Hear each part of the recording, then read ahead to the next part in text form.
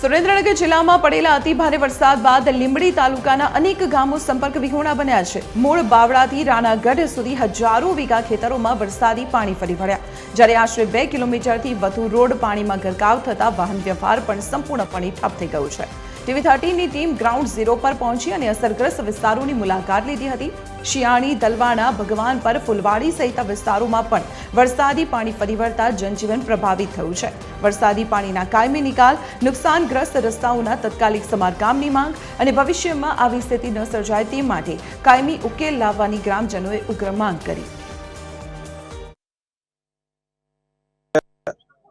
લીંબડી તાલુકાના સતરગામ જે પાટડી વિધાનસભામાં આવે છે, જે અમારા નળ સરોવરના આમ તો કાંઠા વિસ્તારનું કહેવાય અને આમ થાન, ચોટીલા અને મૂળીનું જે બધું પાણી રહ્યું આમ પાટડી, દસાડા અને આમ અમારા લીંબડીનું જે આખું બધું પાણી લાંબા વિસ્તારમાં વરસાદ હોવાથી આ બધું પાણી નળ સરોવરમાં આવે છે। એટલે અમારો નીચાણવાળો વિસ્તાર છે।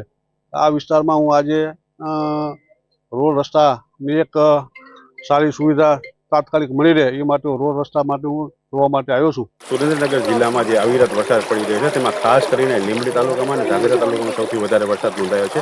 તેમાં ખાસ કરીને જો કહીએ તો લીંબડી તાલુકાના મૂળ બાવળા અને રાણાગઢ વચ્ચે જે રોડ આવેલો છે તેની ઉપર 1 કિલોમીટર જેટલા અંતર સુધીમાં પાણી દેખાઈ રહ્યું છે। એમાં ખાસ કરીને કહીએ તો લોકોને જે પડતી હાલાકી છે અને લોકોને જીવન જરૂરિયાત વસ્તુઓ લેવા માટે આ રોડ ઉપરથી અવારનવાર પસાર થવાનો વારો આવે છે।